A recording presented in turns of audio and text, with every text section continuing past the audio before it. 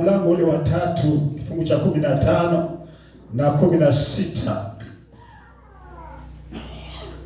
Mwandishi wa kitabu hiki ambaye ni Yohana,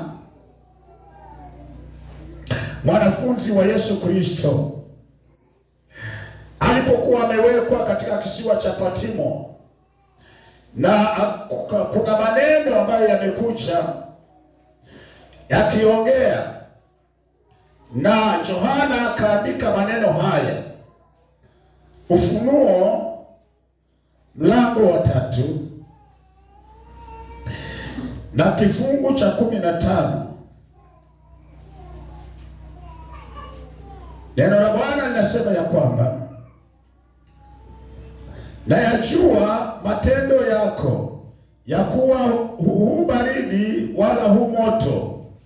Ingekuwa heri kama ungekuwa baridi au moto. Basi kwa sababu una uvuguvugu, wala hu moto wala baridi, nitakutapika utoke katika kinywa changu.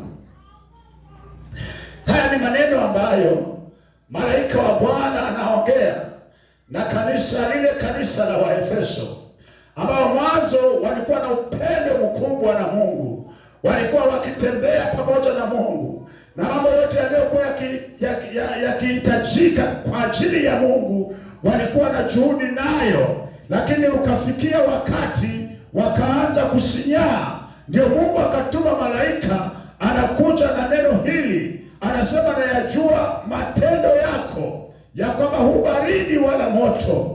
Ingekuwa vizuri kama ungekuwa baridi ama moto, lakini kwa sababu una uvuguvugu, nitakutapika utoke katika kinywa changu. Sasa wakati unapofikia Mkristo kuanza vizuri katika safari yake na Bwana, pale mwanzo alikuwa na juhudi, maana kama ni kuomba alikuwa anaomba kweli, na masaa ya kuomba alikuwa na juhudi nayo. Kama ni ibada hakushurutishwa kwa ibada, kama ni kumtumikia Mungu hakushurutishwa katika kumtumikia Mungu, lakini ndani ya moyo wake kulikuwa na Roho wa Mungu ambaye alikuwa anamsukuma katika kila jambo ambalo lilihitajika ya kwamba akapate kulifanya.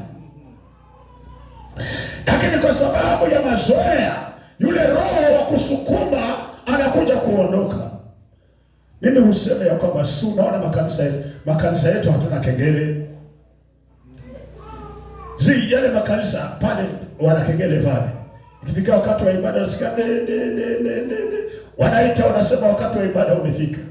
Waromani Katoliki wana kengele. Watu wa Anglikani wana kengele. Wale wa ndugu zetu Waislamu wana wakubaru, kila msikiti ukijengwa lazima kuwe na spika huko za kuwalati watu ya kwamba ni wakati wa sala. Kwa nini makanisa ya kiroho hayana kengele? Roho wa Mungu akiwa ndani yako, yeye ndio kengele. Yeye ndio anakuja kukwambia ya kwamba wakati wa ibada umefika. Anakuja kukwambia kwamba wakati wa maombi umefika. Roho wa Bwana akiwa ndani yako anakusaidia.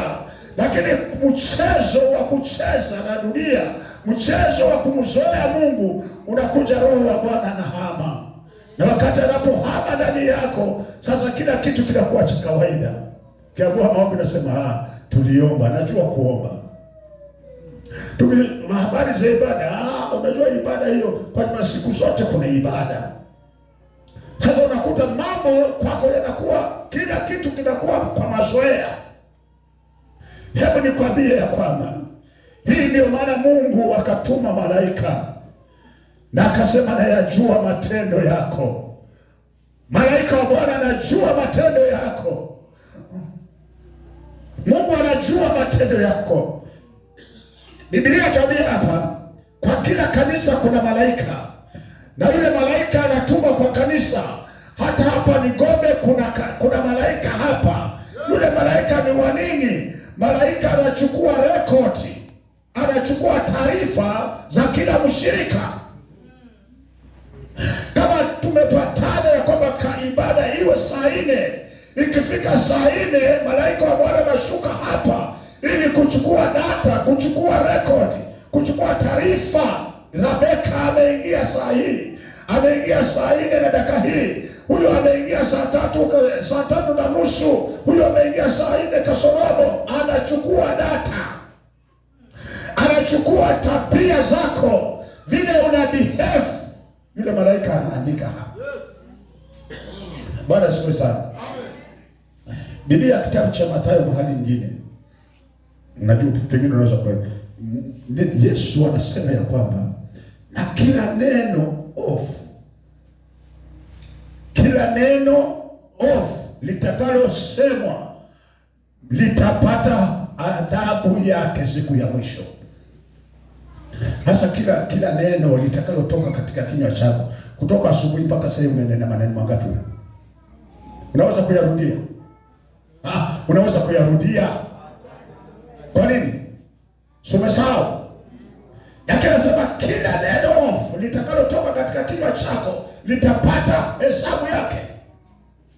Litakuwa liko wapi wakati huo wa hesabu? Hebu jiulize. Litakuwa liko wapi? Maana nimeongea kutoka asubuhi hata saa hii nimeongea. Na labda pengine nimeongea hata mabaya pia, yale maneno maovu yametoka kwa kinywa changu. Na mimi nimesahau.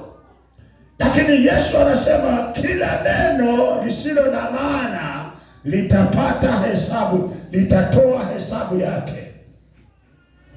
Kwa sababu gani? Kwa sababu kuna malaika anayekufuata nyuma yako. Unapotembea yeye yuko pamoja nawe kuchukua ripoti. Unasemaje? Anaandika. Umevaaje? Anaandika. Umenyoa kinamna gani? Anaandika. Msongo wa